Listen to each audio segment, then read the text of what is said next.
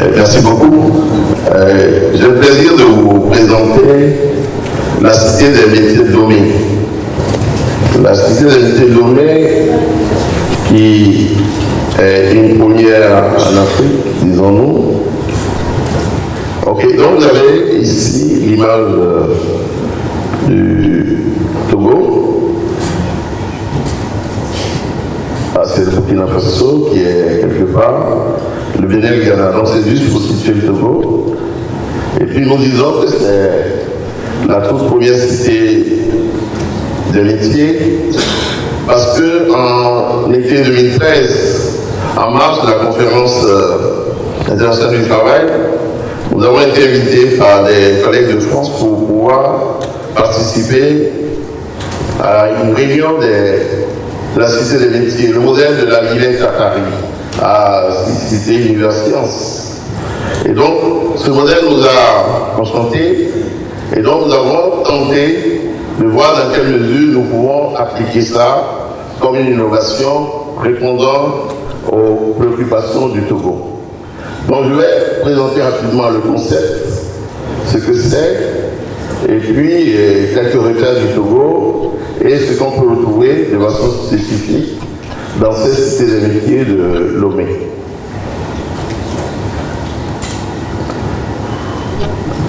Qu'est-ce qu'on retrouve dans la cité des métiers? C'est quoi une cité des métiers? C'est d'abord un espace de conseil et de ressources aux différents publics qui y circulent en recherche de repères. Quels repères? D'abord des repères d'orientation. Vous savez que nous avons un gros problème, c'est que nous orientons nos jeunes et les moins jeunes par le coup du hasard. On fait confiance à Dieu et à ses anges, au hasard, pour orienter les gens. Donc, les gens veulent de l'orientation. Quels sont les métiers de demain? C'est ce que les gens veulent. Dans un contexte qui bouge et qui bouge, vous l'avez vu plus tôt, qui se transforme. Donc ici, les métiers, c'est donc un espace pour choisir, être informé et faire de bons choix. Qu'est-ce qu'on offre dans cet espace ouvert dont je vous donnerai les détails? D'abord, choisir son orientation. Donc vous allez voir, dans une grande salle comme celle-ci, des cloisonnements, des conseillers, un bloc quelque part, vous pouvez vous diriger, choisir son orientation. Vous venez avec votre épouse, votre garçon, sans rendez-vous, et puis un autre bloc, trouver son emploi. Vous pouvez donc aller dans un autre coin pour chercher à trouver l'emploi quand vous avez fini de faire une formation. Et puis vous pouvez également, vous qui voulez vous reconvertir, parce que vous êtes fatigué de travailler comme secrétaire, comme ingénieur de quelque chose, trouver une formation additionnelle ou ajouter de nouvelles cordes à votre acte. Voilà pour la vie professionnelle, pour valider ses acquis et rebondir. Créer son activité, c'est la question de l'auto-emploi et de l'entrepreneuriat, aussi bien pour les femmes que pour les hommes, les jeunes et les moins jeunes. Donc, en résumé, une cité des métiers est ouverte à tous les publics d'accès anonyme, gratuit, centré sur les besoins des usagers, multisectoriel, multipartenarial, on y revient. Dans ça, beaucoup d'institutions en même temps qui délivrent des services dans un même lieu. C'est un champ de partenariat extraordinaire. Et pour les usagers aussi qui viennent, ils peuvent recevoir des conseils, surtout de la documentation. Il y aura des ordinateurs partout. Voulez-vous être soudeur? Voulez-vous être ingénieur pour travailler dans les bateaux? Vous trouverez de l'information. Un centre de documentation et aussi de gros répertoires en ligne comme en physique. Quelques repères sur le Togo, je vais aller vite.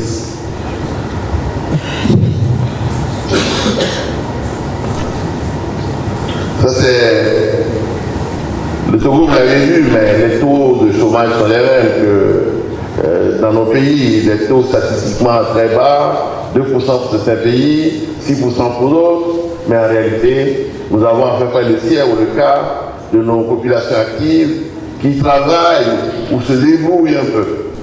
Nous avons la même réalité des services d'emploi qui ont très peu de moyens, très peu d'effectifs et qui n'arrivent pas à couvrir tout le territoire et qui sont loin des réalités. Donc nous avons demandé donc, à la coopération française de nous assister, ce qui nous a permis en janvier dernier de recevoir un expert de la CNT de Paris.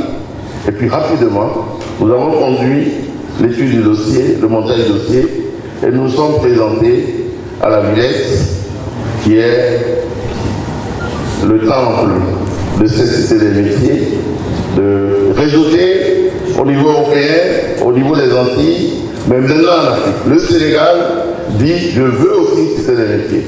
Le Togo lui a donné le pion et a allé vite. En mai dernier, il a réalisé son projet. On va comptabiliser les autres. Le Cameroun a quelque chose dans la direction de l'orientation, un espace, mais ils ne travaillent pas ensemble avec le fonds. Ils ne sont pas en partenariat. Ils ne sont pas donc labellisés. Ils vont se réveiller peut-être, et les autres vont pouvoir suivre. Donc, quelle est la carte d'identité de la cité des métiers de Lomé? Qu'est-ce que nous allons faire? Nous avons donc choisi un lieu, un point, à Lomé, au nord de la capitale, avons décrété que c'est là que nous allons mettre la cité des métiers de Lomé, parce que le maire de la ville de Lomé dit « je mets ma bannière sur votre cité, cité des métiers de Lomé. Je vais apporter de l'argent, vous allez compléter un peu, et puis, alors peut-être qu'il va se réunir, on ne sait jamais, à la question de l'emploi. Donc nous l'avons mobilisé sur cette ville et sa périphérie, pour permettre de faire ce travail d'orientation, de conseil pour les demandeurs et jeunes et moins jeunes. Par rapport aux autres institutions que nous avons, dans le partenariat, je vais vite, nous avons prévu avoir par jour, sur les trois, globalement dans les 3 premiers mois, 500 000 visiteurs. Et Dieu sait que les parents et les jeunes sont friands d'avoir ces informations clés, de ce qu'ils vont faire demain, pour ne pas se tromper. Et faire 4 ans à 5 ans pour trouver le premier stage. Ne pas aller faire des études qui vont droit dans le mur. Je ne parle que doucement des sciences humaines, parce qu'on a du respect et qu'on peut savoir, qu'on peut développer l'industrie du théâtre, l'industrie culturelle et du cinéma. Donc les gens qui ont le bac A, ne les insultez pas. Mais les ingénieurs ont plus de chance. Donc il faut le savoir avant, pour faire les bons choix. Même quand on s'est trompé, donc les visiteurs iront régulièrement avec ce flux s'informer. Et ça va augmenter. Ce que nous avons prévu également, nous n'avons pas fait comme les autres pour avoir 5 à 6 produits. Il faut démarrer petit, pratique. Choisir son orientation. C'est le premier mode de service que nous avons offert dans cette cité qui n'appartient pas à l'Agence nationale pour l'emploi du Lomé, mais la ville de Lomé a tous ses partenaires. Nous avons donc déjà, puisque nous avons des conseillers d'orientation à l'ANPE Togo, formés par la coopération allemande et française, s'il vous plaît, ils seront donc des conseillers d'orientation ensemble avec les autres instituts nationaux d'orientation. Trouver son emploi, l'ANPE dirige ce service déjà. Mais on va renforcer les équipes pour que dans ce lieu, les gens cherchent. Organiser son parcours professionnel, c'est important. Demain, moi je suis déjà un peu, demain, on a dit que j'ai 58 ans, j'en ai 59 en réalité. L'année prochaine, j'aurai 60 ans. Donc je dois aller à la retraite, mais je suis nommé par le décret, s'il vous plaît. Le décret me tient. Tant que le décret me tient, je tiens. Si le décret est enlevé, je dois chercher un nouveau boulot. Ce qui fait que, si je veux assurer mon parcours encore jusqu'à 67 ans, parce que j'aurai la vigueur et la force, n'est-ce pas? Même s'il y a des tombeaux blancs. Donc, il faut que j'anticipe d'ajouter donc des cordes à mon art, de telle façon que je puisse répondre et créer son activité, donc créer une affaire. Ce sont alors les services que nous avons prévus. Donc, il y aura une équipe qui va à peu près 6 personnes, recruter sur concours. Il n'y a pas de cousinage, il faut nommer les gens. Non, non. Test, recrutement, Et puis, il y aura un directeur, un budget et des spécialistes pour gérer la bibliothèque, la médiathèque, l'Internet haut débit pour faciliter les tâches aux jeunes. Idéalement, que ce soit des jeunes, pas des gens coulants comme moi, et les jeunes n'ont pas envie d'y aller, voir les copains, les copines. Il faut bien que ce soit des gens qui collent avec ce que les gens souhaitent, les jeunes souhaitent. Nous avons prévu nous mettre ensemble avec le Fonds d'appui aux initiatives des jeunes, qui est le bras armé de côté entrepreneurial des jeunes au Togo. Ils sont un peu en doublon avec la MP, mais on se met ensemble sur le champ de l'entrepreneuriat, parce que c'est le guichet financier. Il me semble que généralement, dans nos réformes, nous confondons le conseil d'un côté et puis le guichet financier de l'autre. Le Sénégal a mis ça à part dans un fonds, il faut des gens séparés. Comment pouvez-vous conseiller quelqu'un et puis vous dites que je ne vous donne pas l'argent? Il va dire, mais patron, c'est moi qui me trompe ou bien c'est toi qui te trompe? Donc, on se met ensemble, on fait le conseil et puis ils vont donner les sous et la garantie et les autres aussi vont donner un certain nombre de contributions. Bon, je vous passe donc les partenaires multiples, les universités, les différents fonds. Et ici, comme vous avez l'association de développement des PME, ces gens-là doivent être dans ce partenariat quand le Sénégal déciderait de faire ça. Le prix de l'UIT, l'AFD, Pôle emploi et le reste, on regardera s'ils ont de vieux ordinateurs recyclés, je vais voir Bolloré et les autres pour les transporter. Et puis on fait une cité des métiers avec ce partenariat. Donc, je vous ai décrit le fonctionnement.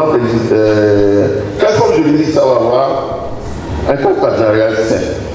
Modèle loi 1901, on signe quelque chose devant la télé ou pas devant la télé, et puis un conseil d'administration qui finance ça. Voilà, chers amis et chers modérateurs, les quelques bruits d'un rêve, de quelque chose qu'on ne veut pas toucher encore à Lomé, qui va être concret dans le premier trimestre 2016. C'est pas Inch'Allah, c'est sûr.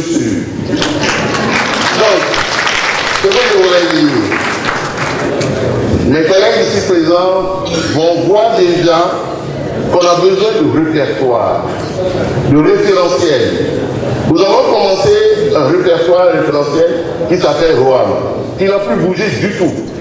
J'ai dit à mon ami de l'Algérie, ils ont pu avoir l'expertise de la France pour faire le NAM ou la NAM. On va pouvoir les bouger avec l'argent de la France, l'argent de nos gouvernements, pour faire des répertoires sectoriels à utiliser. Et puis, on va aller plus en avant. Je vous remercie.